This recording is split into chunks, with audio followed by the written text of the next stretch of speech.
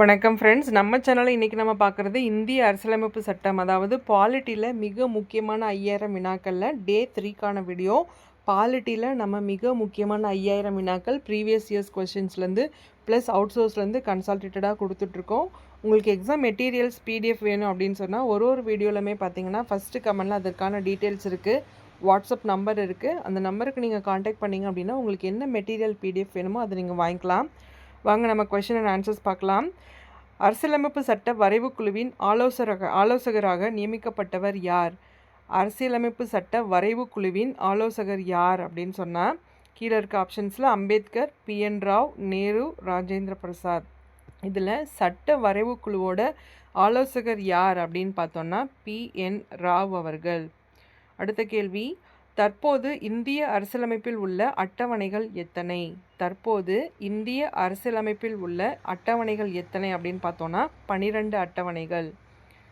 அடுத்த கேள்வி, அரசியலமைப்பு சட்ட வரைவு குழுவின் உறுப்பினர்கள் எண்ணிக்கை எவ்வளவு?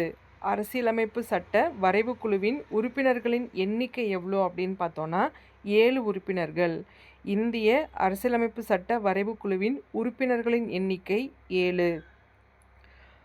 அரசியலமைப்பை உருவாக்க செலவிடப்பட்ட தொகை எவ்வளவு? இந்திய அரசியலமைப்பு சட்டம்னு ஒன்று உருவாக்குறதுக்காக நம்ம எவ்வளோ அமௌண்ட் ஸ்பெண்ட் பண்ணோம் அப்படின்னு பார்த்தோன்னா 64 லட்சங்கள்.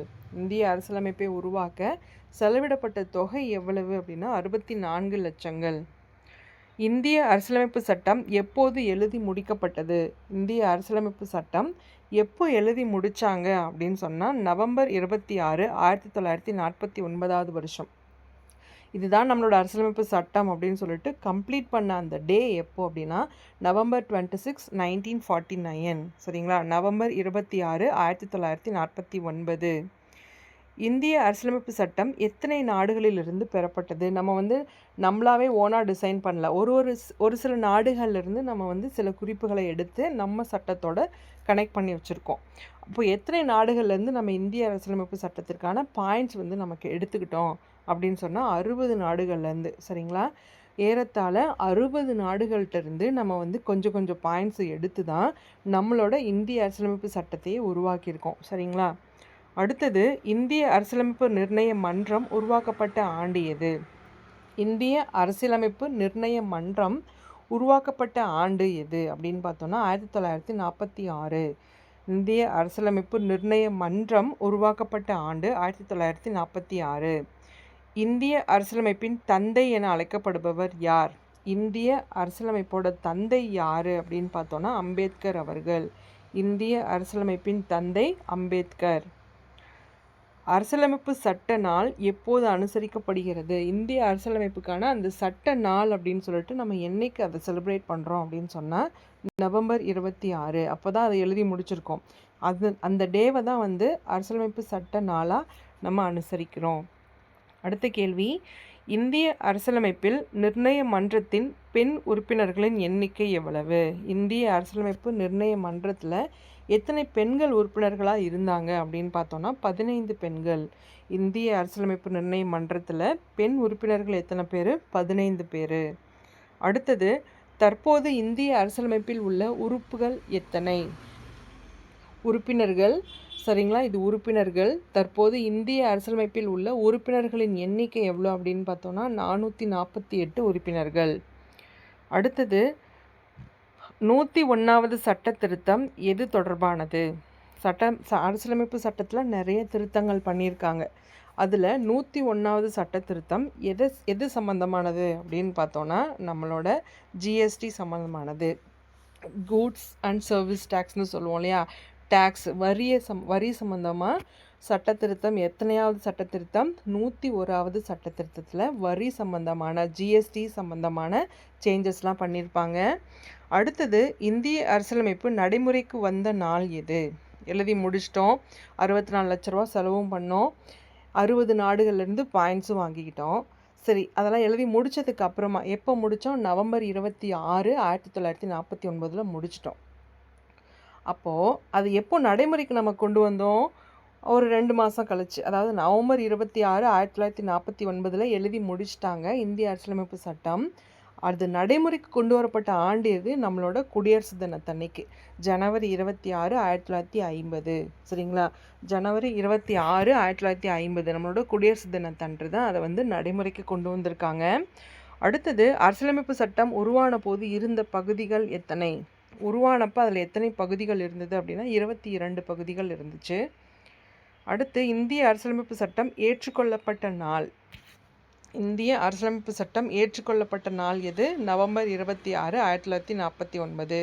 எழுதி முடிக்கப்பட்ட நாளும் அதே தான், ஏற்றுக்கொள்ளப்பட்ட நாளும் அதே தான், நவம்பர் 26, 1949. தற்போது இந்திய அரசியலமைப்பில் உள்ள பகுதிகள் எத்தனை? ஃபஸ்ட்டு 22 பகுதிகள் இருந்துச்சுன்னு பார்த்தோம். இப்போ எத்தனை பகுதிகள் இருக்குது? 25 பகுதிகள் இருக்குது. இந்திய அரசியலமைப்பில் 25 பகுதிகள் இருக்குது தற்போது. அடுத்த கேள்வி, இந்திய அரசியலமைப்பை இறுதி செய்வதற்கு செய்யப்பட்ட திருத்தங்கள் எத்தனை? கடைசியாக அது வந்து இதுதான் நம்மளோட அரசியலமைப்பு சட்டம் அப்படின்னு ஏற்றுக்கொள்றதுக்கு முன்னாடி நிறைய திருத்தங்கள் பண்ணியிருக்காங்க. அப்போ மொத்தமாக எத்தனை திருத்தங்கள் செய்யப்பட்டிருக்கு அப்படின்னு பார்த்தோம்னா 2473 திருத்தங்கள். இந்திய அரசியலமைப்பை இறுதி செய்வதற்காக செய்யப்பட்ட திருத்தங்களின் எண்ணிக்கை பார்த்தோம் அப்படின்னு சொன்னால் 2473 திருத்தங்கள். அடுத்தது, இந்திய அரசியலமைப்பின் உண்மை பிரதிகள் எந்த வாயு நிரப்பப்பட்ட பேழையில் பாதுகாக்கப்படுகிறது? அந்த உண்மையான காப்பி இருக்குல்ல, ஒரிஜினல் காப்பி, அதை வந்து நம்ம வீணாக போகாமல் கரையான் பிடிக்காமல் பத்திரமா வச்சுக்கணும் இல்லையா? அப்போ வந்து ஏதோ ஒரு கேஸ் நிரம்பின பேழையில் தான் வச்சுருக்கோம். என்ன கேஸ் அப்படின்னு பார்த்தோன்னா ஹீலியம் கேஸ். இந்திய அரசியலமைப்பின் உண்மை பிரதிகள் ஹீலியம் கேஸ் நிரப்பப்பட்ட பேழையில் பாதுகாக்கப்படுகிறது. அடுத்து, இந்திய அரசியலமைப்பு உருவாக்கப்பட்ட போது இருந்த அட்டவணைகள் எத்தனை? இந்திய அரசியலமைப்பு உருவாக்கப்பட்ட போது அதில் எத்தனை அட்டவணைகள் இருந்துச்சு அப்படின்னு சொன்னால் 8 அட்டவணைகள். இப்போது எத்தனை இருக்குது? 12 இருக்குது. சரிங்களா? உருவாக்கப்பட்ட போது அதில் இருந்த அட்டவணைகளின் எண்ணிக்கை பார்த்தோம் அப்படின்னு சொன்னால் 8 அட்டவணைகள். அதே பகுதிகள் 22 இருந்துச்சு. தற்போது இந்திய அரசியலமைப்பு சட்டத்தில் இருக்க அட்டவணைகள் எத்தனை? 12 அட்டவணைகள். அதே பகுதிகள் பார்த்தோன்னா 25 பகுதிகள் இருக்குது. அடுத்தது, அரசியலமைப்பு சட்டத்தை எழுத தொடங்கிய நாள் எது? ஸ்டார்டிங் டேட் எது அப்படின்னு பார்த்தோன்னா டிசம்பர் 9, 1946. இந்திய அரசியலமைப்பு சட்டம் எழுத தொடங்கப்பட்ட நாள் டிசம்பர் 9, 1946. 1949 முடிச்சிருக்காங்க. 3 வருஷம் எடுத்திருக்காங்க. அடிப்படை உரிமைகள் எத்தனை இருக்குது? அடிப்படை உரிமைகள் நமக்கு தெரியும். அதில் எத்தனை மொத்தம் அப்படின்னா 6 அடிப்படை உரிமைகள் இருக்குது. அடுத்து, இந்திய அரசியலமைப்பை உருவாக்கக்கூடிய அரசமைப்பு நிர்ணய சபை உறுப்பினர்களின் எண்ணிக்கை எத்தனை பேர்? இந்திய அரசியலமைப்பை உருவாக்க கூடிய அரசியலமைப்பு நிர்ணய சபையில் எத்தனை உறுப்பினர்கள் இருந்தாங்க? ஸ்டார்டிங் அந்த இந்திய அரசியலமைப்பு சட்டத்தை உருவாக்குறதுக்காக ஒரு குழு இருக்கும் இல்லையா? அது என்னது? அரசியலமைப்பு நிர்ணய சபை. அந்த அரசியலமைப்பு நிர்ணய சபையில் எத்தனை உறுப்பினர்கள் இருந்தாங்க அப்படின்னு பார்த்தோன்னா 389 உறுப்பினர்கள் ஸ்டார்டிங்கில். சரிங்களா? 389 உறுப்பினர்கள் இருந்தாங்க. இந்திய அரசியலமைப்பு தயாராக எவ்வளவு காலம் எடுத்துக்கொள்ளப்பட்டது? எவ்வளோ நாளுக்கு அப்புறமா அந்த கம்ப்ளீட் ஆச்சு அப்படின்னா 2 ஆண்டுகள் 11 மாதங்கள் 18 நாட்கள், ஏறத்தாழ 3 வருடங்கள். 46 ஆரம்பிச்சிருக்காங்க. டிசம்பர் 9ஆம் தேதி 1946 ஆரம்பித்து அதே நவம்பர் 26, 1949 முடிச்சிருக்காங்க. அப்போனா எவ்வளோ நாள் எடுத்திருக்காங்க? 2 ஆண்டுகள் 11 மாதங்கள் 18 நாட்கள் எடுத்திருக்காங்க. அடுத்து, அரசியலமைப்பு சட்ட வரைவு குழுவின் தலைவராக தேர்ந்தெடுக்கப்பட்டவர் யார்? சட்ட வரைவு குழுவின் தலைவரும் நம்மளோட அரசியலமைப்பு சட்டத்தின் தந்தையும் அவரே தான், அம்பேத்கர் அவர்கள். இந்திய அரசியலமைப்பு சட்டத்தோட தந்தைன்னு கேட்டாலும் அம்பேத்கர் தான். இந்திய அரசியலமைப்பு சட்ட வரைவு குழுவின் தலைவர்னு கேட்டாலும் அம்பேத்கர் தான். அடுத்தது, 1950 ஜனவரி 26 நடைமுறைக்கு வர காரணமானது எது? 50 ஜனவரி 26 எது நடைமுறைக்கு வந்துச்சு? பூரண சுயராஜ்ய தினம்.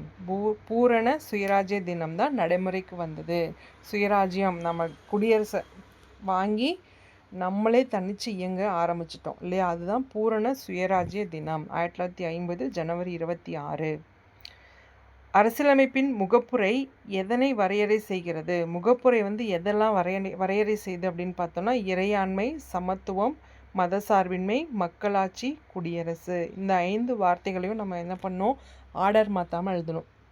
இந்திய அரசியலமைப்பு முகவுரை வந்து என்ன சொல்லப்பட்டிருக்கு, எதை வரையறை செய்யுதுன்னா இறையாண்மை, சமத்துவம், மதசார்பின்மை, மக்களாட்சி, குடியரசு. அடுத்து 16/9/2016 வரை இந்திய அரசியலமைப்பு எத்தனை முறை திருத்தப்பட்டுள்ளது? 16/9/2016 வரை இந்திய அரசியலமைப்பு எத்தனை முறை திருத்தப்பட்டுள்ளது அப்படின்னு பார்த்தோன்னா 101 முறை திருத்தப்பட்டுள்ளது. 2016ஆம் ஆண்டு செப்டம்பர் 16 வரைக்கும் 101 முறை திருத்தப்பட்டிருக்கு. சரிங்களா? அடுத்தது இந்திய அரசியலமைப்பின் உண்மை பிரதிகள் எங்கு பாதுகாக்கப்படுகிறது? நம்ம ஹீலியம் நிரப்பப்பட்ட பேழையில் வச்சுருக்கோன்னு சொல்லிட்டோம். எந்த இடத்துல வச்சுருக்காங்க அப்படின்னா நாடாளுமன்ற நூலகத்தில் வச்சுருக்காங்க. இந்திய அரசியலமைப்பின் உண்மை பிரதிகள் எங்கே இருக்குது? நாடாளுமன்ற நூலகத்தில் இருக்குது. அடுத்து அரசியலமைப்பு உருவான போது இருந்த உறுப்புகள் எத்தனை? அரசியலமைப்பு உருவான போது இருந்த உறுப்புகள் எவ்வளோ? 395. பின்வருவனவற்றில் அடிப்படை உரிமை எது? அடிப்படை உரிமை அப்படின்றது சமத்துவ உரிமை. அடிப்படை உரிமை அப்படின்றது சமத்துவ உரிமை. அதே வாக்குரிமை அப்படின்றது நம்ம எங்கே பிறக்கிறோம் அதை பொறுத்து மாறும். சொத்துரிமை அடிப்படை உரிமையிலேயே வராது இல்லையா? தகவல் அறியும் உரிமையும் வராது. ஸோ அடிப்படை உரிமைகளில் சமத்துவ உரிமை. அடுத்து இந்திய தேசிய சின்னங்கள் பற்றின கொஷின் அண்ட் ஆன்சர்ஸ் பார்க்க போகிறோம். இந்திய தேசிய சின்னம், அதோட க்ரியேஷனு, அதில் யாருக்கெல்லாம் எந்த தலைவர்கள்லாம் அதில் ஈடுபட்டிருந்தாங்க, இந்த மாதிரி ப்ரீவியஸ் இயர்ஸில் கேட்ட கொஷின்ஸ் ப்ளஸ் அவுட் சோர்சிங்லேருந்து இந்திய தேசிய சின்னங்கள் பற்றின கொஷின் அண்ட் ஆன்சர்ஸ் பார்க்க போகிறோம். ஃப்ரெண்ட்ஸ், ஒரே ஒரு விஷயம், நம்ம வந்து வீடியோஸ் நிறைய அப்லோட் பண்ணிகிட்டே இருக்கோம். ஜஸ்ட் நீங்கள் வந்து சேவ் பண்ணிக்கிறதோ சப்ஸ்கிரைப் மட்டும் பண்ணி வச்சிட்டிங்க அப்படின்னா பத்தாது. ஒரு வீடியோவையும் நீங்கள் டைம் ஸ்பெண்ட் பண்ணி பார்க்கணும். ஒன் டைம் நீங்கள் பார்த்துட்டு செகண்ட் டைமு நீங்கள் டெஸ்ட் மாதிரி நம்ம வந்து இந்த ஒரு கொஸ்டினுக்கும் ஆன்சருக்கும் சம் கேப் நம்ம விட்டுருக்கிறதுக்கான ரீசனே பார்த்திங்கன்னா நம்ம இதை டெஸ்ட் மாதிரியே நம்ம ப்ளே பண்ணி நம்ம வந்து பார்க்கணும். நமக்கு ஆன்சர்ஸ் தெரியுதா, நம்மளால் எந்த அளவுக்கு ஆன்சர் பண்ண முடியுது அப்படின்னு சொல்லிட்டு கன்சிஸ்டன்சி ரொம்ப ரொம்ப முக்கியம். நீங்கள் ஒரு வீடியோவும் நீங்கள் பார்த்துட்டு அப்படியே விட்டுறக்கூடாது. இன்றைக்கி 2 வீடியோ பார்க்குறோம், அப்புறம் 4 நாளைக்கு விட்டுட்டு திரும்ப 5ஆவது நாள் நீங்கள் பார்க்குறீங்கன்னா திரும்ப நமக்கு எல்லாமே மறந்த மாதிரி இருக்கும். ஸோ நம்ம எக்ஸாம் ப்ரிப்பரேஷன் அப்படிங்கும்போது கன்சிஸ்டன்சி ரொம்ப ரொம்ப முக்கியம். நம்ம கண்டினியூஸாக ஒரு நாள் கூட விடாமல் டெய்லி 1 hour 2 hour நம்மளால் எவ்வளோ டைம் ஸ்பெண்ட் பண்ண முடியுதோ அந்த டைமை நம்ம ப்ராப்பராக ஸ்பெண்ட் பண்ணி லேர்ன் பண்ணால் மட்டும்தான் நம்மளால் அந்த போஸ்டிங் அப்படின்றத வாங்க முடியும். சரிங்களா? எவ்வளோ பேர் வந்து அச்சீவ் பண்ணிகிட்டே தான் இருக்காங்க. நம்மளால் முடியாது அப்படின்றது கிடையாது. பட் நம்ம என்ன பண்ணணும், அதுக்கான எஃபர்ட்டை கரெக்டான டைமுக்கு கரெக்டான போட்டே தான் ஆகணும். கரெக்டான அளவுலையும் போடணும். நான் தமிழ் மட்டும் படிச்சுட்டு எக்ஸாம் போகிறேன், இல்லை நான் மேக்ஸ் எனக்கு வரும், நான் மற்றதெல்லாம் அப்புறம் பார்த்துக்கிறேன், அங்கே போய் பார்த்துக்கிறேன், நம்ம கெஸ்ட்டில் அடிக்கிறேன் அப்படின்னா நம்மளால் வாங்க முடியாது. நம்ம without preparation we can't get success in TNPSC exam. சரிங்களா? ஸோ ஒரே மோட்டோ என்ன அப்படின்னா, இந்த வீடியோஸ் கொடுக்கறதுக்கான மோட்டோ நிறைய டாபிக்ஸ் இருக்குது. நம்ம ஃபுல்லாகவே நம்மளால் அட் அ டைமில் ப்ரிப்பேர் பண்ண முடியாது. கன்ஃபியூஷன் ஆகும், எங்கேயாவது டாபிக்ஸ் விட்டுருவோம். ஸோ Day 1 Day 2 Day 3ன்னு உங்களுக்கு மென்ஷன் பண்ணி கொடுக்கறதுக்கான காரணமும் அதுதான். நம்ம இன்னையிலேருந்து ஸ்டார்ட் பண்ணாலும் இன்றைக்கி தான் Day 1. நம்ம இன்றைக்கி Day 1க்கான வீடியோஸ் எல்லாம் பார்க்கணும். அதை நம்ம ஒரு டெஸ்ட் மாதிரி எழுதி பார்க்கணும். இந்த மாதிரி கொஞ்சம் நிறைய எஃபர்ட்ஸ் போடுங்க. தயவு செஞ்சு அந்த கொஞ்சம் டல்லாகுது, டவுன் ஆகுது அப்படின்னு சொன்னால் நீங்களே உங்களை செல்ஃப் மோட்டிவேட் பண்ணிக்கோங்க. இன்னொருத்தர் பண்ணணும்னு அவசியம் இல்லை. உங்களோட ஃபெயிலியர்ஸ், உங்களோட சஃபரிங்ஸ் எல்லாத்தையுமே நீங்கள் ஒன்ஸ் திங்க் பண்ணிங்க அப்படின்னு சொன்னீங்கன்னா கண்டிப்பாக உங்களுக்கு நீங்களே மோட்டிவேட்டடாக ஆயிடுவீங்க இல்லையா? ஒரு 5 minutes உட்காந்து எக்ஸாமுக்கு என்னடா படிக்க போகிறோம் அப்படின்னு நீங்கள் உங்களுக்கு டவுன் ஆகுது அப்படின்னு சொன்னால் ஒரு 5 minutes உட்காந்து கண்ணை மூடி நீங்கள் இது வரைக்கும் ஃபேஸ் பண்ண ஃபெயிலியர்ஸ், எவ்வளோ சஃபர் ஆகிருப்பீங்க வேர்ட்ஸ்னால், அதெல்லாம் நீங்கள் வந்து ஜஸ்ட் ஒரு 5 minutes நீங்கள் வந்து பின்னாடி திரும்பி பார்த்தீங்க அப்படின்னா உங்களுக்கே ஆட்டோமேட்டிக்காக இல்லை நமக்கு வந்து நம்ம கண்டிப்பாக போஸ்டிங் வாங்கணும், நம்ம படிக்கணும் அப்படின்ற ஒரு ஸ்பிரிட் உங்களுக்குள்ளே வந்துடும். தயவு செஞ்சு செல்ஃப் மோட்டிவேட்டடாக இருங்க, டவுன் ஆகாதீங்க. எக்ஸாமுக்கு படிக்கணும், அச்சீவ் பண்ணணும் அப்படின்ற அந்த மோட்டோவை என்றைக்குமே விட்டுறாதீங்க. வாங்க பார்க்கலாம். இந்திய நாணயத்தின் குறியீடு உருவாக்கப்பட்ட ஆண்டு எது? இந்திய நாணயத்திற்குன்னு ஒரு குறியீடு இருக்கும் இல்லையா? அது வந்து எப்போ உருவாக்கப்பட்டது அப்படின்னு பார்த்தோன்னா 2010ஆம் ஆண்டு. இந்திய நாணயத்தின் குறியீடு உருவாக்கப்பட்ட ஆண்டு 2010. தமிழ்நாட்டின் மாநில மரம் எது? தமிழ்நாட்டின் மாநில மரம் எது அப்படின்னா பனைமரம். பனைமரம் தான் நம்மளோட மாநில மரம். அடுத்து சுதந்திர தினத்தன்று டெல்லி செங்கோட்டையில் கொடியேற்றுபவர் யார்? சுதந்திர தினத்தன்று டெல்லி செங்கோட்டையில் யார் கொடியேற்றுவார் அப்படின்னு பார்த்தோன்னா பிரதமர் அவர்கள் தான் கொடியேற்றுவார். அடுத்து ஆடுவோமே பல்லு பாடுவோமே என்ற பாடலை இயற்றியவர் யார்? ஆடுவோமே பல்லு பாடுவோமே என்ற பாடலை இயற்றியவர் பாரதியார். தமிழ்நாட்டின் மாநில பறவை எது? தமிழ்நாட்டின் மாநில பறவை மரகதப்புறா. தமிழ்நாட்டின் மாநில பறவை மரகதப்புறா. தேசிய நாட்காட்டி எந்த ஆண்டு முறையை பின்பற்றுகிறது? தேசிய நாட்காட்டி எந்த ஆண்டு முறையை பின்பற்றுது அப்படின்னு பார்த்தோன்னா சக ஆண்டு முறையை. தேசிய நாட்காட்டி சக ஆண்டு முறையை பின்பற்றுகிறது. இந்தியாவின் முதல் குடிமகன் யார்? இந்தியாவில் முதல் குடிமகன் யார் அப்படின்னு பார்த்தோன்னா குடியரசுத் தலைவர் தான். ஃபர்ஸ்ட் சிட்டிசன் ஆஃப் இந்தியா அப்படிங்கும்போது குடியரசுத் தலைவர். அடுத்து திருப்பூர் குமரன் எங்கு பிறந்தார்? திருப்பூர் குமரன் எந்த மாநிலத்தில் பிறந்தார் அப்படின்னு சொன்னால் தமிழ்நாட்டில் ஈரோட்டில் பிறந்திருக்காரு, சென்னிமலை இடத்துல. திருப்பூர் குமரன் ஈரோடு சென்னிமலையில் பிறந்திருக்காரு. அடுத்தது கரியால் முதலை என்பது என்ன? கரியால் முதலைனா என்னது அப்படின்னா கரியால் முதலைனா கங்கை முதலை. கரியால் முதலை அப்படின்றது கங்கை முதலையை தான் அப்படி சொல்கிறாங்க. அடுத்து இந்தியாவின் அதிகாரப்பூர்வ பணத்தின் பெயர் என்ன? இந்தியாவின் அதிகாரப்பூர்வ பணம், இந்திய பணத்தோட பெயர் என்னது? ரூபாய் தான் இல்லையா? இந்திய பணத்தின் பெயர் ரூபாய். இந்திய நாணயத்தின் குறியீட்டை உருவாக்கியவர் யார்? இந்திய நாணயத்தின் குறியீட்டை உருவாக்கியவர் யார் அப்படின்னு சொன்னால் டி. உதயகுமார். இந்திய நாணயத்தின் குறியீட்டை உருவாக்கியவர் டி. உதயகுமார். மகாத்மா காந்தி பிறந்த நாள் எது? மகாத்மா காந்தி எப்போ பிறந்தாங்க? அக்டோபர் 2. மகாத்மா காந்தி பிறந்த நாள் அக்டோபர் 2. சுதந்திர தினம் எப்போது கொண்டாடப்படுகிறது? சுதந்திர தினம் எப்போ நம்ம கொண்டாடுறோம்? ஆகஸ்ட் 15. சர்வதேச அகிம்சை தினம் எந்த ஆண்டு அங்கீகரிக்கப்படுகிறது? சர்வதேச அகிம்சை தினம் எந்த ஆண்டு அப்படின்னு பார்த்தோன்னா 2007. சர்வதேச அகிம்சை தினம் 2007ஆம் ஆண்டு அங்கீகரிக்கப்பட்டது. தேசிய நாட்காட்டி யாருடைய பரிந்துரையின் பேரில் ஏற்றுக்கொள்ளப்பட்டது? தேசிய நாட்காட்டி யாருடைய பரிந்துரையின் பேரில் ஏற்றுக்கொள்ளப்பட்டது அப்படின்னு பார்த்தோன்னா மேக்நாத் சாகா அப்படின்றவரோட பரிந்துரையின் பேரில் தான் நம்மளோட தேசிய நாட்காட்டி ஏற்றுக்கொள்ளப்பட்டது. யார்? மேக்நாத் சாகா. தேசிய நாட்காட்டியை பரிந்துரை செய்தவர் மேக்நாத் சாகா. குடியரசு தினம் எப்போது கொண்டாடப்படுகிறது? குடியரசு தினம் எப்போ? ஜனவரி 26. தமிழ்நாட்டின் மாநில மலர் எது? தமிழ்நாட்டின் மாநில மலர் தாமரை. செங்காந்தல். இந்தியாவுக்கு தான் தாமரை இல்லையா? தமிழ்நாட்டின் மாநில மலர் செங்காந்தல் மலர்.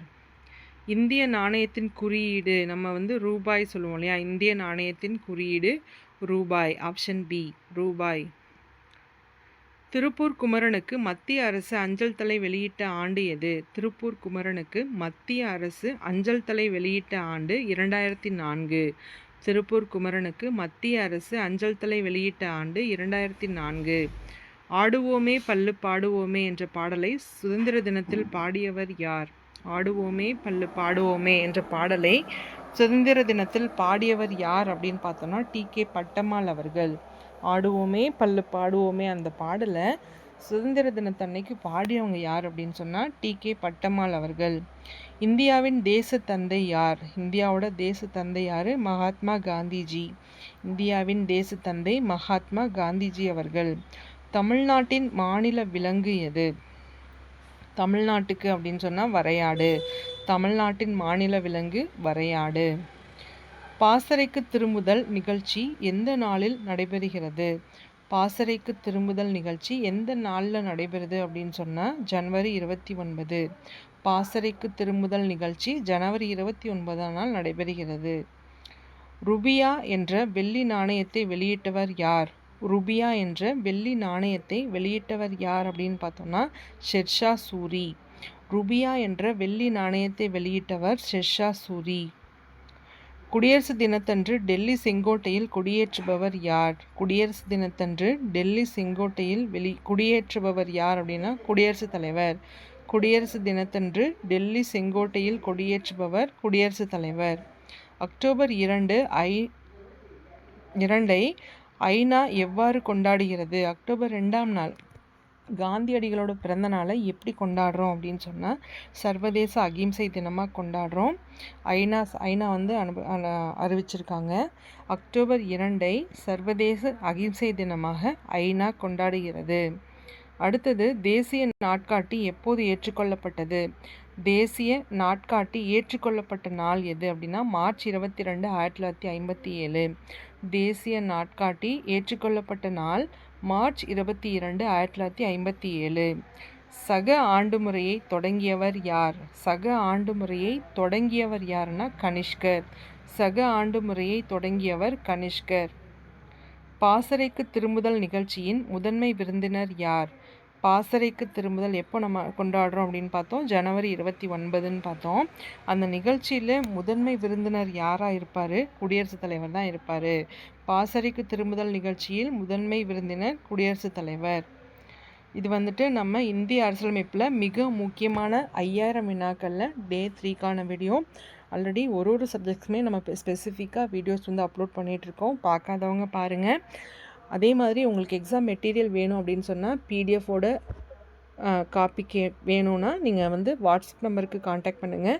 வாட்ஸ்அப் நம்பரும் அந்த மெட்டீரியல்ஸோட டீட்டெயில்ஸும் பார்த்தீங்கன்னா ஃபஸ்ட்டு கமெண்ட்லேயே இருக்குது.